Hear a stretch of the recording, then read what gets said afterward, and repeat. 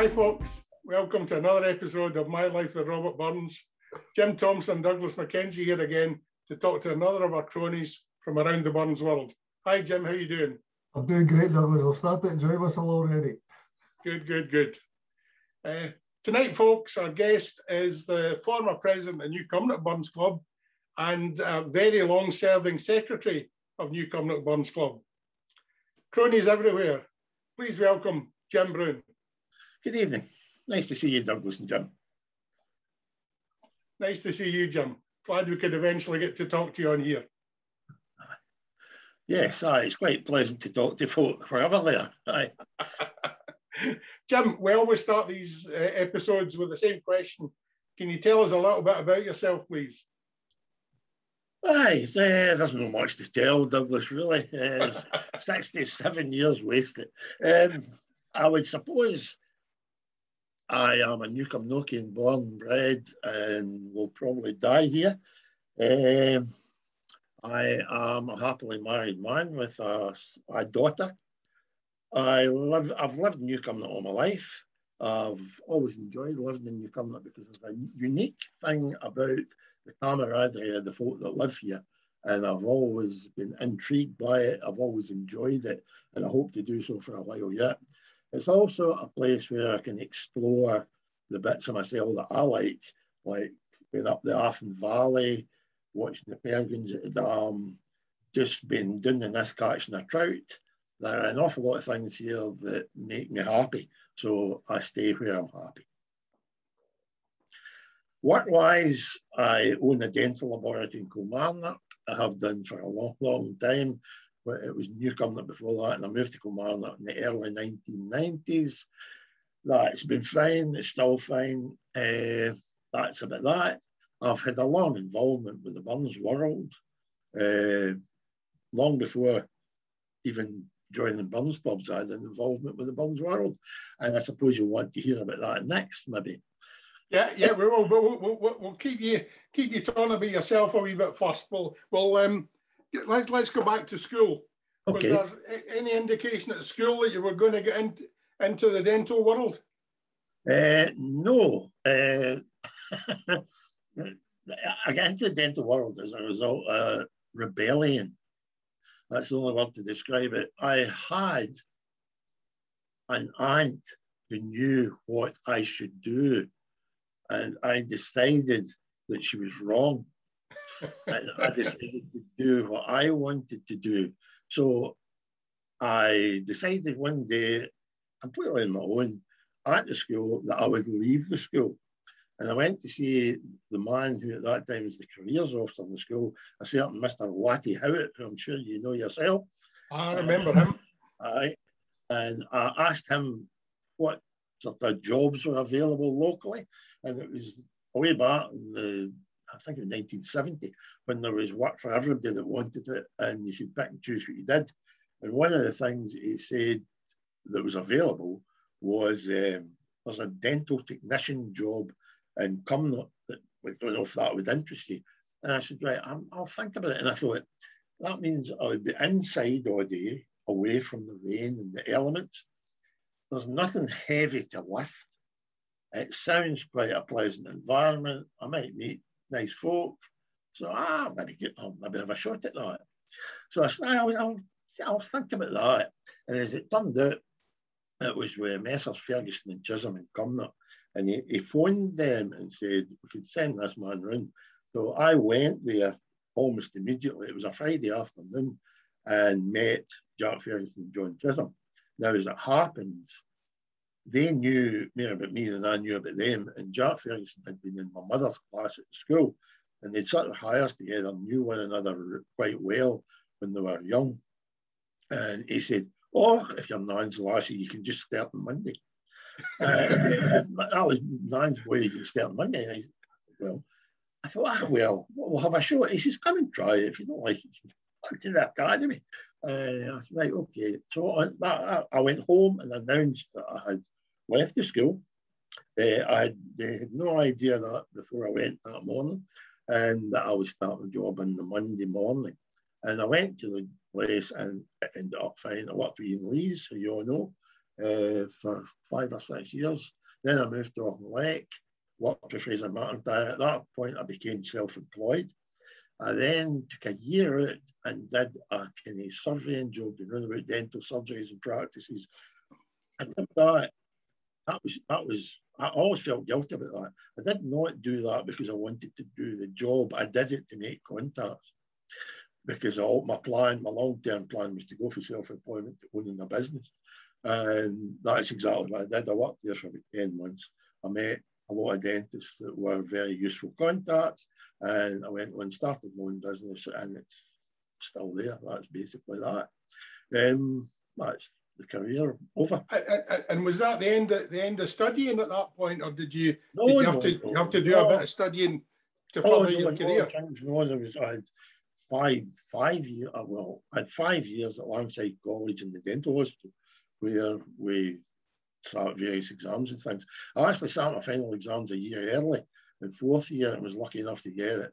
But Jack Ferguson was a decent man. He said, you can still go back for your 5th year and I'll keep supporting you, and you can do some advanced stuff. So I went back and I did some maxillofacial work, which is sort of hospital things, where I made a skull plate for somebody's damaged skull, and I made a bit of a face for a guy that had been bomb blasted in World War II, and things like that. So I went and did some of the advanced stuff for a whole year, just for fun.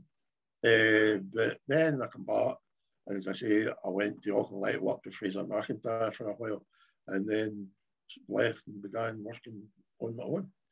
Since then, I've employed a few folk over the years, and now I'm back to just me, and it's great. And what sort of advances have there been in that kind of work over the years? Very few. Very few. To be honest, there are some technical advances. There are some advances in the quality of the materials we're using. But the basic concept of how the job is done is identical to it was 40, 50 years ago. There are some big advantages. Some places are starting to use things like 3D copiers and things like that, but they're very, very limited in what they can do. It's still a hands-on, every job is bespoke type occupation, where machines cannot do it, computers cannot do it. It needs a human being to look at it, assess it, work it out, prescribe it, and make it. Not much advanced in a technical world, really. All the paperwork's online. That's the biggest advantage. But there must be different materials that you're using. They're actually exactly the same, Douglas. The same plasters, moulding materials, impression materials, waxes are identical to 50 years ago. The changes are in the plastics that we use. We're now using things called cross-linked copolymers, which are a bit an advancement on the acrylic resins I used years ago, but it's the same thing. It's the same monomer polymer mixture that creates the same end result. It's a better quality end result, and it takes less time. I mean, when I was years ago, we used to process the plastic, and it went into a pressure tank, a flow heat tank in the afternoon about 3 o'clock, and it came out the next morning at 8. Now, if I put it in at 3 o'clock, it's out at 5:30. So there has been a big advance in the time scale of the materials and in the quality of the materials. But other than that, it's identical. Techniques are the same. The materials are basically the same. It's the advancement in plastics that's changed. Of course, there's another side of the fence, the dentist side. There's all the new implantology things and all that kind of stuff that we're involved in as well. But that's a completely new subject, really. Yep. Okay. So while developing this business and furthering your career, did you have any time for any leisure activities? Obviously, we'll get talking about burns in a wee while, but anything else? I've always been an avid outside person. I like to be outside, whether it's these days out in the garden. I've got quite a big garden that's quarters of an acre, and it takes a wee bit of upkeep, and I still like that. But whether it's that or whether it's been in the middle of absolutely nowhere where there's no folk. Last year I stood in the middle of the flow country in Sutherland for a long time and loved that. That was just fantastic to be up there and among the wilderness. I like to be in wild places. I like to observe nature in the raw. And I also have plenty of hobbies at home. I read a lot. There's quite a lot. I can fill my time quite comfortably. I've got plenty of things. But you've got a particular interest in birds and raptors in particular. Yes, I have watched birds. A hobby that began when I was a boy at the school collecting birds' eggs, which is now totally illegal as it should be. That just continued right through my entire life, and I still my binoculars on the front seat of the car, they always are. And if I'm not in the car, they're knowing it because they're in my neck. So I take my binoculars wherever I go, and it's amazing what you see and where you see it. And watching the local area and how it has changed for the worse and sometimes for the better. It's quite interesting. For a long time, for years, I did a thing for the British Trust for Ornithology. It's called a Common Bird Census, and it monitors breeding birds. And in a set area, I had a 280-acre site, and you had to walk it early morning 10 times from the end of March to the end of June, and twice in the evening in the same period. And during that time, you had to record everything on it, simple as that. And you had to record what it was doing. If a bird was singing, there was a way of recording it in a map. If a bird was making an alarm call, there was a way of recording it. And you recorded every single thing. And just to cut this a bit, this could take all night. There is one field, no a million miles from here I am right now, next to the old brickworks at New Cumnor. And in that field in 1982, there were 12 pairs of breeding lapwings, 1 pair of curlews or whops, 2 pairs of red shank, and 3 pairs of snipe. There were also 31 breeding pairs of skylark. Today, there are none. Oh dear. Of any of the species. Not one. I think there could be a snipe, and that is it. But then I've token, just up the Nith, a mile from there, or half a mile from there, there's a new area where open cast has gone away, and there's a new area of wetland, and there are some amazing things happening there. During the winter, we've had whooper swans, we've had widgeon, we've had big flocks of ducks, we've got geese, we had 200 peasies circling round about. So that is what comes and what goes kind of thing. But I think the decline is far greater than what we're getting back. But we're getting stuff back. And it's lovely to see that, to see a place like that develop naturally after being raped by the coal men. And the success of the business has allowed you to do quite a bit of travelling, is that right? I used to. I've cut it right back now. I have slowly over the years, as customers have retired and moved on, I have failed to replace them intentionally with a view to winding down slowly and gradually. I don't intend to retire because I love what I do. I really enjoy my work. It's no physically demanding. It's what I make it. I can decide to work a 2-hour day or a 10-hour day. It's up to me. So I can choose how I do it, what I do, when I do it, and I'll keep doing that for as long as I probably can. I have no need, I've no desire to stop. I've no need to stop.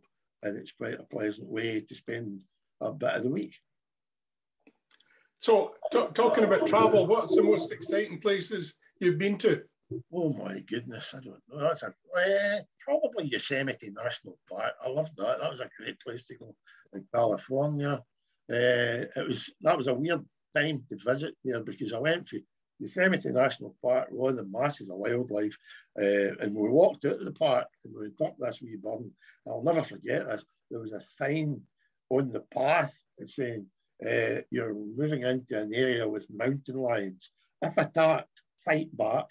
I never forgot that. But the contrast to that was we came from there, this wilderness, quite a lot of tourists, but you could get away from the tourists, came from there into the coastal area of California. And the next day, Joyce and I went into LA and we walked along Muscle Beach, which is the biggest contrast to the wilderness of Yosemite you could ever find, when there were men with beards and pink tutus and skateboards and just millions of people milling about everywhere. Total contrast, but very interesting. That was a nice place to go. My favourite place, I don't know if I'll tell you about it because I don't want folk to go. The place that I've been going a lot in recent years, and a place I'll continue to go to till I'm no here, is the island of Corsica. Made a lot of visits. I'm going back in July. I've not been for the last 2 years because of the COVID problem. But Corsica is a wonderful place. It's a Mediterranean island that has not been ravaged by tourism. It's a Mediterranean island where the folk have an identity. They're French, but they're Corsican. I see great parallels between the Scottish cause for independence and the Corsican hatred of the government in Paris. There are definite parallel lines there, and it's quite fascinating to talk to them.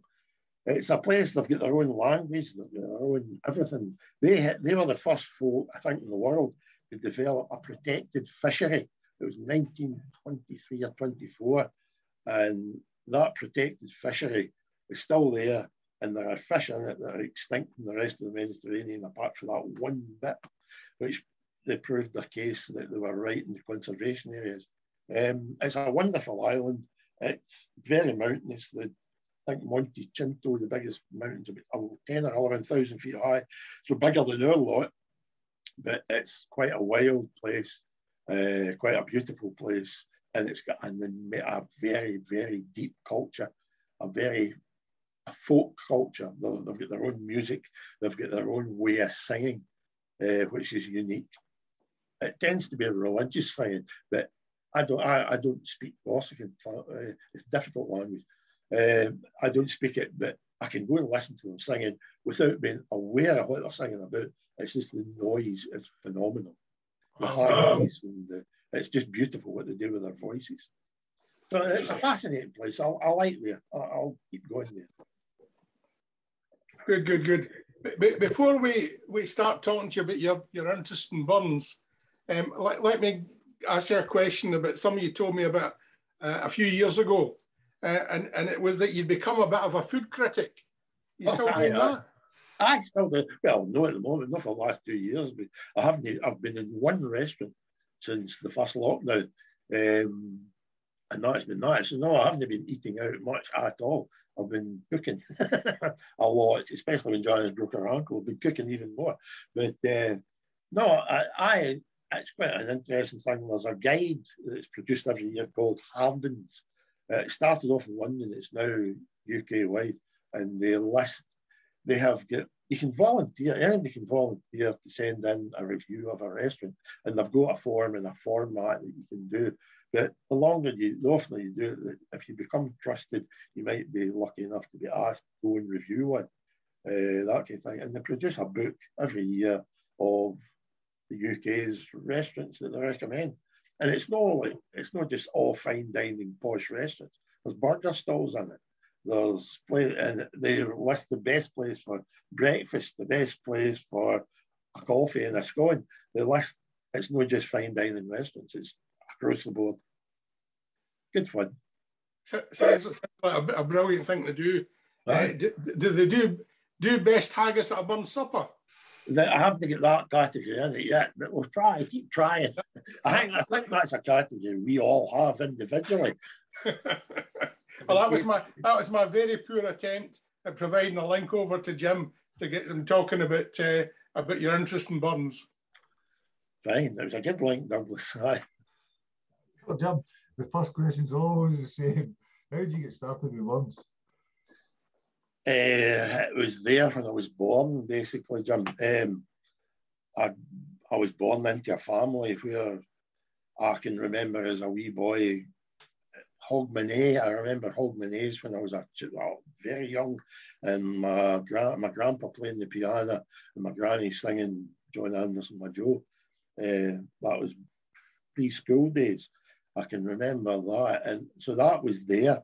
And I was from a family that sung the songs and quoted the poems on a sort of daily basis.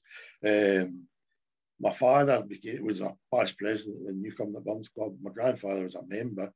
They went to other clubs as well. And it was just always something that happened. You know, Burns was part of daily life, really. And every January we had a wee sort of family thing about it. And that's how it began. When did you start with New Cumnock as the Burns Club then? I joined New Cumnock Burns Club 26 days after my 18th birthday. Then I spoke at the Smoker 3 months later, and I was in the committee when I was 19. That was how fast that happened. I think I became chairman when I was 28 years old. I was secretary for about 10 years, 9 years, 10 years, and I was in the committee for 45 years. That's my New Cumnock pedigree. Did they give you a medal for long service? No, I got a lovely painting hanging in the hall there. That was very pleasant. But I mean, that's where I obviously first met you. It was at New Cumnock, and you've got many talents, Jim. But for me, the best of them is reading Burns' poems. When did and how did you start with that? Oh dear, I think that goes back. To there are two things here that got me. As a very young child, I don't know what age I'd be, 6, 7 years old. I had an uncle in Edinburgh, my Uncle Guy, who was instrumental in bringing Samuel Marshak to Scotland. Samuel Marshak was the man that first translated Burns into Russian. And he's well known, everybody's heard of Samuel Marshak. But my Uncle Guy was part and parcel of the team that brought him here for the first time, brought him out of Russia and into Scotland and took him on a tour. And part of that tour was our house, where he arrived one Sunday morning, paid for his Sunday lunch, and folk were reciting for him in Scots. And that stuck with me. I was very well aware that I was in the presence of somebody important. And for these folk to be just reading poetry to this man, and that had a big effect on me, because I thought, that's quite a thing. If poetry can be as important as that, it's quite a thing. So that was one. The second one was the very first Burns supper I ever went to when I was 18. I went with my dad. And at that Burns supper, a gentleman called Bob Shankland got up and recited Tam O'Shanter. And that changed the world for me. It went from being a poem that you had to learn 8 lines of at school to being something that, in the Crown Hotel, with a very packed house, with this man sitting in a piano, and sitting on top of the piano with his feet in the keyboard, feet in the keyboard, and sitting up on the piano, telling a tale with the lights out and wee bits and pieces of candle going. And that poem, I saw it happening. It became a movie inside my head. I watched the Witches and Warlocks, and I watched, because Bob's expression, his interpretation, and his comprehension of the poem were so very precise and so good that made me think, if you can recite poetry well, it's quite a gift. And I think the highlight, all the things I've done with Burns and all the places I've been and all the Burns suppers I've been to, the thing that sticks out as my favourite moment in the Burns world was at a Burns supper, again in the Crown Hotel, where Bob Shankland and me did Death and Dr Hornberg as a duet. And that was a very, very special moment. And it was the last time I think I ever spoke with Bob, but that was a very poignant thing. That was a great thing. So this man that inspired me and became a bit of my mentor in many ways, suddenly we became nearly equals. I would never aspire to be an equal to Bob Charlton. He was the best, but we came close to it, and working together and the response for the audience, it was just, that was unbelievable. That was really, really great. That, but everything else into the shade. Oh, I've genuinely, I've never heard Bob recite. I've been at events where he's spoken, but I've never actually heard him at a Burns Supper reciting, and it's something I miss. Although I've heard audio of him doing it. Aye, aye. And it's wonderful. But I've got to say, I mean, your Tam O'Shanter, the first time I heard it, it was a hair in the back of the neck thing, and it wasn't the usual mince. It was a tale. He told the story. And he was the man, that was his thing. He sat in that piano. I'll never forget, I was 18 years old, and the chairman, and it was Colin McClatchy, I think, announced, well, Bob Charlton doing Tam O'Shanter, a reading of his choosing.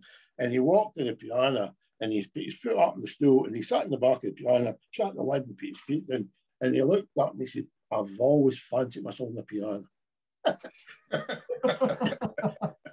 which broke the ice for the audience, but he didn't need to break the ice.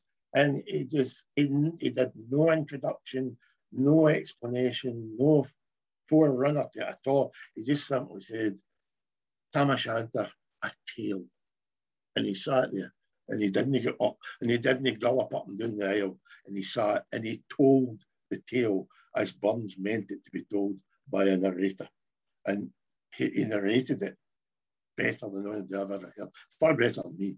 He got nuances in there that were incredible, and his understanding of the poem was, I don't know how often he had read it and reread it to get the total understanding of it, but it was something that was special. Hearing Bob recite, that wasn't his only thought. That wasn't. I mean, he had dozens of poems he could recite, and not just Burns.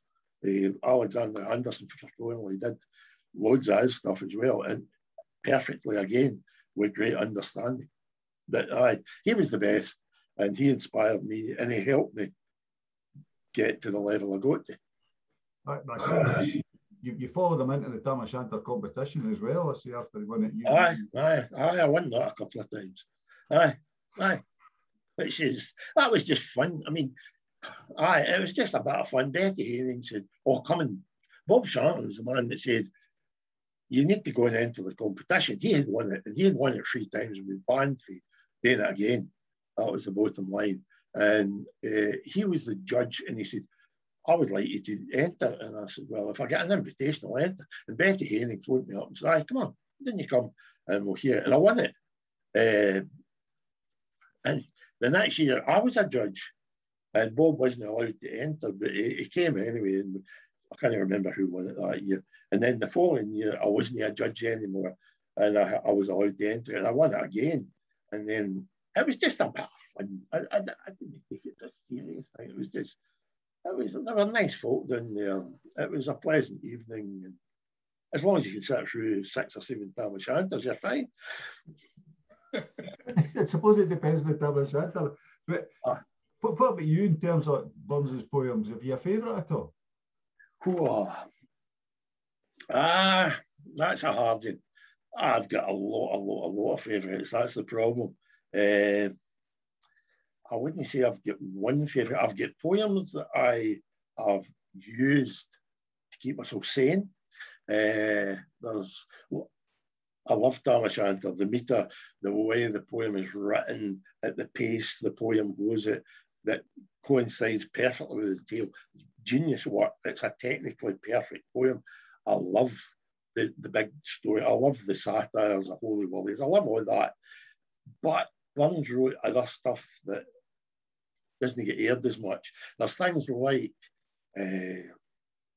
his lines written at Friars Cars Hermitage, which is, there's 2 versions of it, and they are both written in standard English.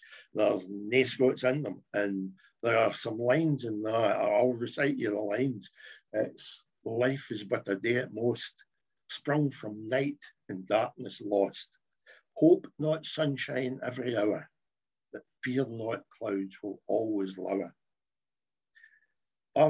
that's been in my head a lot of times, and kind of bleak winter days when you're feeling a bit low, and you think, no, the clouds will not always be there. The sun will come out again, and it's a recipe for life. That it's a wonderful thing just to have that realization that this moment will pass, and it's maybe a good moment, and you'll get into a worse one.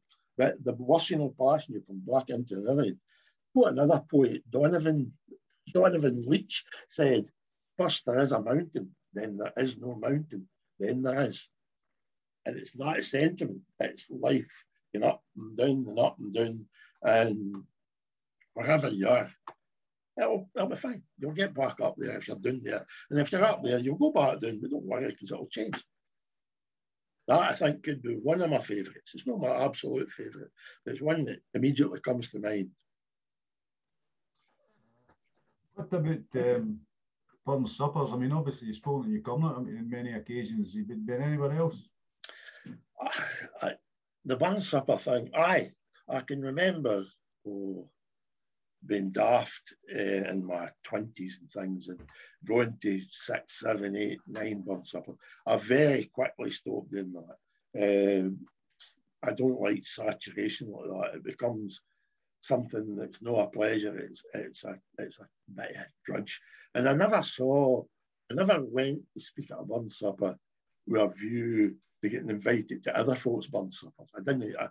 I've refused to, I've turned down more Burn Suppers than I've agreed to speak at, put it that way. I don't see it as a career thing. There are folk go crazy in this.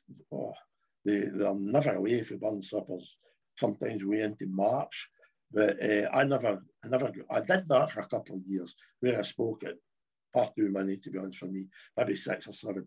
And then I went back to choosing the suppers I go to as kind of hardcore suppers that did what I wanted them to do.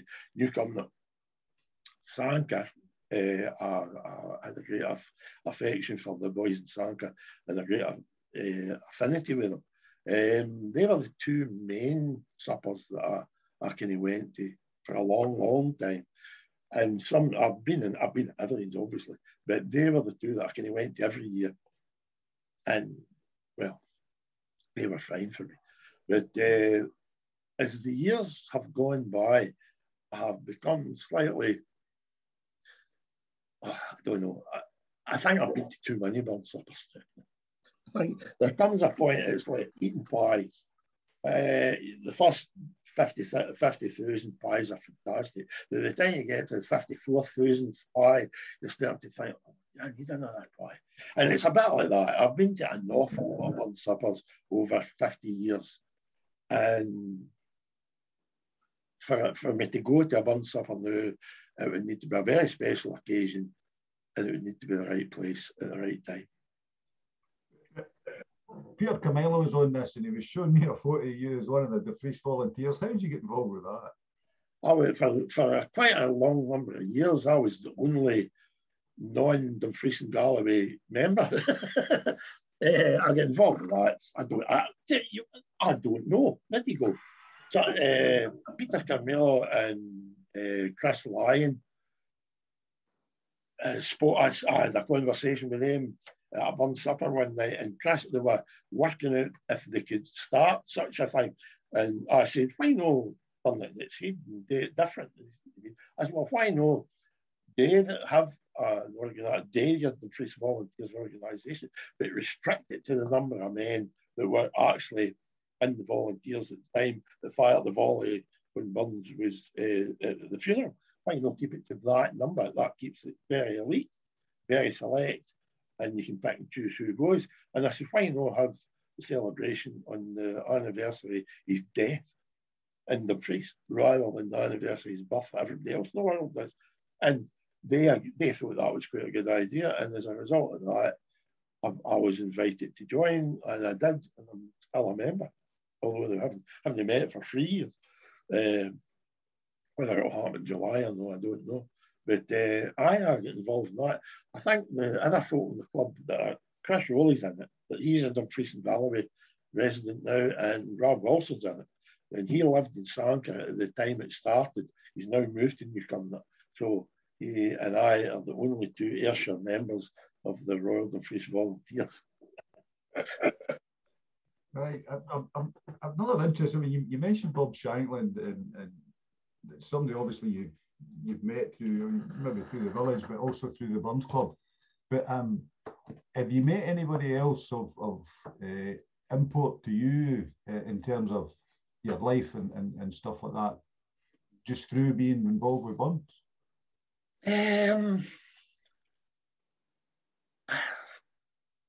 I'm going to say no.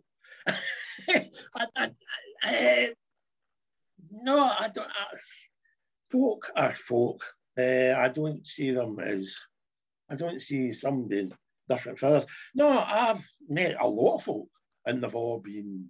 I've either liked them or I haven't, and they've all been different in their own ways. So I don't. Special folks stick out. Some of my pals, Douglas Mackenzie sticks out because he has made a massive contribution to the Burns world. My pal Chris Rowley sticks out because he tackled an immortal memory in a different angle from anybody I'd ever heard, and he talked about Burns as a philosopher.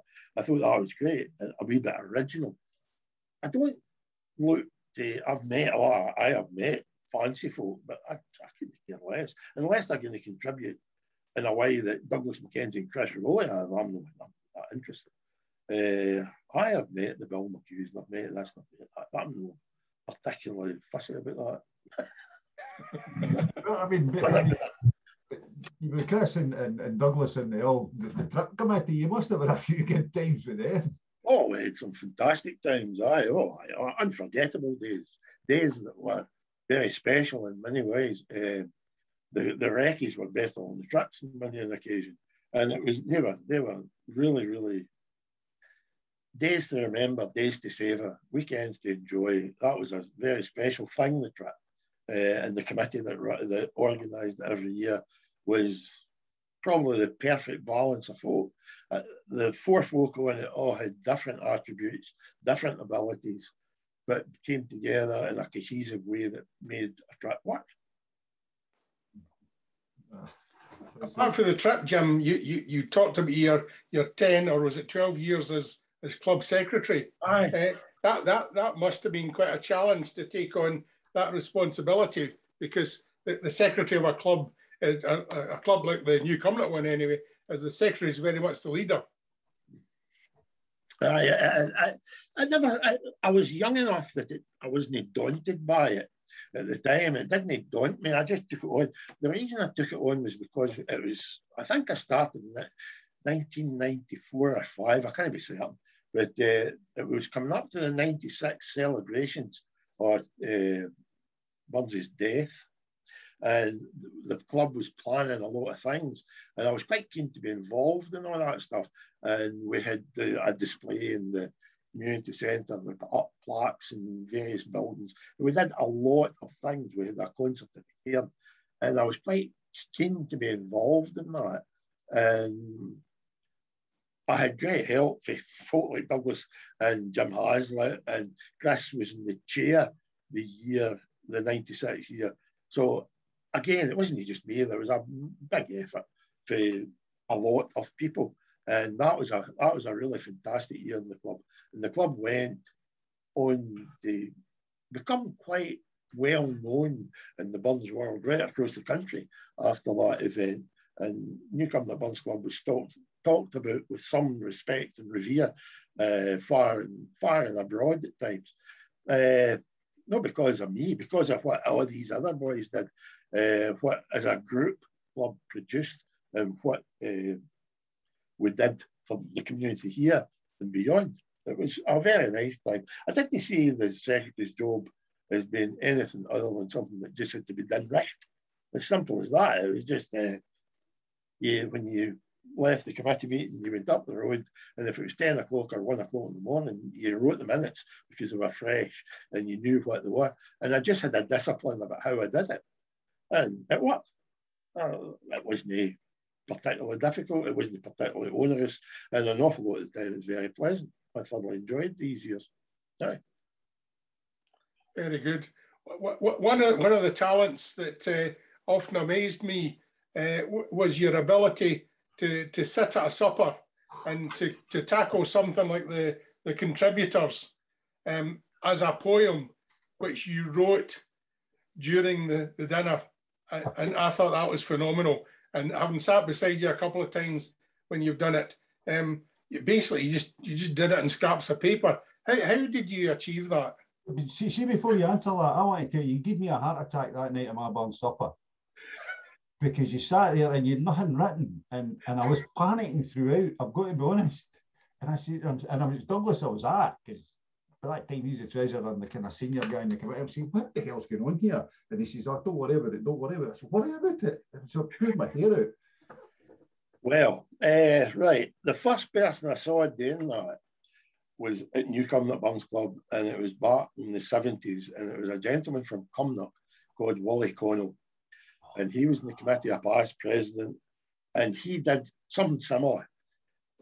He prepared a couple of lines or 4 lines, and then he would write 2 while he was sitting at the table. So he wrote about 30% at the table. And I thought, and it went down very well. And I thought, that's quite a thing to do. And there was one supper, no at New Cumnock. I think it was Sanka. It wasn't. There was a burn supper in Sanka, and I was invited to do the vote of thanks at it. And it was a busy, busy time for me in my personal life and my business life. And I did not have time to prepare anything. I thought, oh, it's the vote of thanks, we'll wing it. And I was sitting at the table, and things just started coming into my head, simple as that. And I started jotting down a couple of rhyming couplets and another couple and another couple. And I managed to I did the vote of thanks with a couple of rhymes in the middle. And then I thought, right, that's me at Wally Connell's kind of level. Now I'm going to see if I can take this a bit further. And I decided, then somebody somewhere invited me, it was in New Cumnock, somebody said, would you do the vote of thanks? And I said, I'll contributors, I'll do that. And that moment, I said, right, I'm going to challenge me. I'm not going to write a word. I'm not going to do a thing. I'm going to try and do this, sitting at the table. And I got away with it. Simple as that. It worked. It was just, and I did it, I think I've done it 2 or 3 times at New Cumnock. And every time it's just been me challenging me to see what I can get away with. And if you actually saw what was written, you'd be appalled at how bad it is.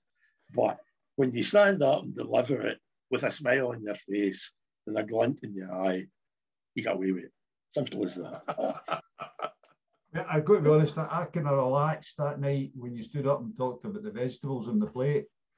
Aye. But it's where you can find the rhymes, Jim. It's not the content. And if a tatty can rhyme with something, you get it in there. Oh, I do.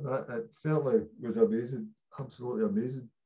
So, Jim, we've not seen you at the club for a wee while, and I understand the circumstances, but you planning coming back and just benefit us with that talent again at some point in the future? Life's an evolution. And the way I live my life evolves, and I always wanted it to. And I never, ever get stuck in one thing for any length of time. And it's what I was saying about how many burn suppers can you go to before they become something that you go to rather than something that you thoroughly enjoy. And I got to that stage where I had been to too many, and I thought I would step back for a while. And I've done that. And I stepped back for the committee of the club as well. And there was a reason behind that. The principal reason being, I can remember being a young man in the committee, maybe in my early 20s.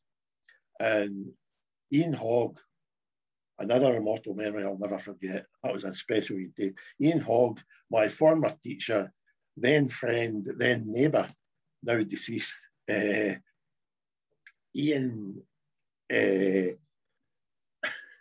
quite a character in his own way. But where was I going with that? Where did you come for there? Oh, there's something, right? Aye. You get to a point where you think, is this the right thing to be doing anymore? And I got to a stage where I was sitting in that committee, and Ian Hogg proposed that the club should stop singing the national anthem after the dinner, and we should do away with the toast to the Queen. And I hadn't really thought about it. We did that, and it was something we did. And then I thought, you're right, Hogg, we should not be doing that. And he lost the vote, and he lost the vote very, very heavily, I would have to say. I think it was something like 15-4 in favour of keeping the national anthem at the supper.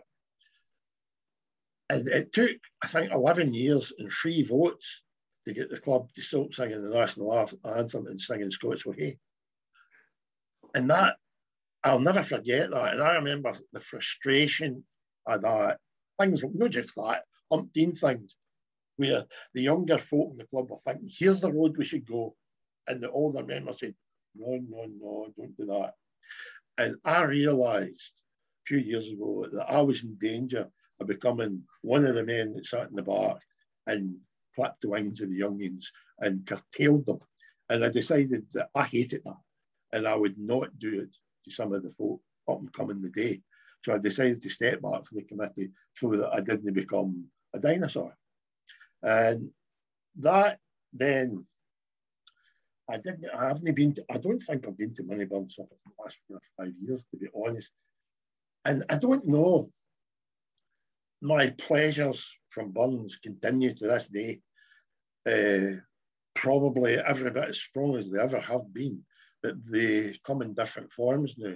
The greatest pleasure I will get from burns now is sitting late at night when everybody's in their bed and picking up a book and skimming through it and finding something that pleases me or stimulates my thought or makes me sad or makes me happy. That's where I get the pleasure. It particularly is letters, which are very, very revealing. And I'll continue always to read the canon of work that he left, including his letters. And that's where I find my greatest pleasure. I am finding as I get older, I am shying away from big, noisy events for a drunk man. I don't like that company anymore. I don't want to be in the company of folk that have too much alcohol. I don't want to be too close to that kind of thing. I prefer peace and quiet and a wee bit of solitude. I'm not saying I'll never come back. Well, I've got to say that I asked you to do something for me in terms of recitation, and it's probably one of the best I've ever heard. And that was Death and Dr Hornberg, the year I put my burn supper together, for which I still to this day thank you, as you're aware. It was just wonderful. It's a great poem. The thing is, folk give the man reciting the poem the credit, and the credit should go to the man that wrote it. I mean, I just interpret what Burns wrote and I recite the words he chose to put in paper. The fact that I come from New Cumnock, and New Cumnock, they still speak quite pure Lowlands compared to other parts of Scotland, is an advantage because that's the language Burns spoke and wrote in a lot of the time. So I get the pronunciations and I get some of the subtleties of it. That's where I was born. That's the chance. But I don't claim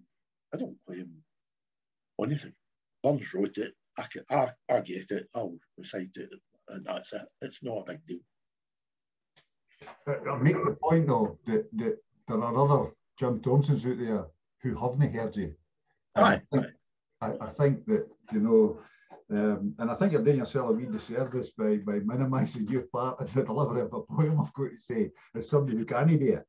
You know, it takes a wee something to be, one, be able to do it, and two, to be able to do it as good as that, I'm going to say. Everybody's good at something. That happens to be one of the things that I'm no bad at. It's just chance. It's understanding what's been written. That's the essence of it. If you understand what the man has written, it's an awful lot easier to recite than it would be if you were. I've been to burn suppers where a hilarious burn supper where every year the only English member of the club was forced into reciting to a moose, which he could not pronounce, did not understand, and which ridiculed him. And I didn't like that. I thought that the folk that were making him do it were actually being were torturing him. And I don't know if he enjoyed it, but he was the other side of the coin. He did not understand the language. He didn't get the words. He didn't get the nuances of the poem, and he couldn't really do it, but he was forced into it. I get the words. I know what they mean. I understand the sentiment of the poem, and Burns wrote it perfectly. So that makes the job of reciting it off it easy. How we do for time? We've probably got about 10 minutes. I think if we could persuade Jim to give us a few verses or something, that would be a nice way to end it. Aye. I'll tell you something there. Can I just say something first? Aye, you can say what you like. I was involved in something for a few years that I thought was one of the best things I'd ever been involved in the Burns world, and it was miles away from here. I went to the Nashville Burns Association, right? In Bangladesh, they had a national poet, Qazi Nazrul Islam is his full name. He's known by the Bangladeshis as Nazrul. And I think he was born about 1899 and he died in the 60s, late 60s. So he's a modern poet. But he wrote two styles of poetry. He wrote religious poetry, Islamic religious poetry, and he wrote Burns style poetry about Bangladesh. He loved his country and the people, and he satirized the folk that were in charge. And he did something. I think he got a lot of his inspiration from Burns, but he became Bangladesh's national poet, as he still is. And in Glasgow, there was a Bangladeshi professor at Glasgow University, maybe not Glasgow University, one of the universities, and he started the Nazrul Burns Association. And they were fantastic things talking about Burns suppers. It was a celebration of the two poets. So you had Scottish folk reciting and singing Burns, and you had Bangladeshis reciting and singing Nazrul, and dances by Scottish people in kilts and dances by the Islamic national dance things for these Bangladeshi folk. Excuse me. And they were quite special events. I don't know if I get on yet. I think they probably aren't, because I think the man that organised them has gone. But that was a very special thing. And that is Burns reaching across the world again, and the world reaching back, which I thought was a very nice thing. I mean, I know I've put you in the spot, but would it be possible at all for you to try and give us a few verses from Death and Dr Hornberg, just to keep a wee old man happy? Well, okay. If I can remember the first line, I should be okay. What's the first line, Jim? There's some leads, you've got me now, Tay. If you can remember the first. Dear. Right. Hold on. No, you're okay. I've got it here. Yeah. Okie dokie. Right. It's a true story. That's what it says at the top of a true story. Some books are lees from end to end, and some great lees will never penned. Even ministers, they have been kenned in holy rapture, a rousing hood at times to vend, and knelt with scripture. But this that I'm going to tell, which lately in this befell, is just as true as the deals in hell of Dublin City, that ere nearer comes or fells the muckle. The clacking yell had made me canty. I wasn't fool, but just had plenty. I started whiles, but yet took 10 eye to freezing ditches, and hillocks, bushes, and stains kenned I to ghasts and witches. The rising min began to glower. Distant summer cows out to counter horns with all my poor. I set myself but with a shed. fear, power, I couldn't do it. I was going round about the hill and toddling down the Wally's Mill, setting my staff with all my skill to keep me sicker. Though leeward whiles against my will, I took a bicker. But there, with something did forget her, that part me in an eerie swither, and off his scythe, out our ye should have clear dangling hang, a three-tailed leister and the other lay large and long. He deans as a friend, he had been mourned when other folk are busy sawing. It seemed to mark a kind of stone, but nothing spark. At length says our friend, where are you going? Will you come back? It sparked, Rick out. My name is Death. That'll do. That's the first time you've recited it since you did it. Aye. Excellent, excellent, Jim. And our audience out there, I'm sure would like to hear more, but obviously they'll need to persuade you to start going to burn suppers again before they can hear more of it. I'll never say never, Douglas. If things feel right, I don't know. I'll never say never to anything, but I think I overdid the burn suppers for a long time, and I'm quite happy that I'm not overdoing it any longer. But burns is still there. The suppers, well, aye, they're fine. Anyway, in the meantime, our audience will need to make do with that wee snippet, and it just leaves me to say thanks very much for telling us about your life with Robert Burns. Thanks, Jim. Thank you, Jim. Thanks, Douglas. Thanks, Jim.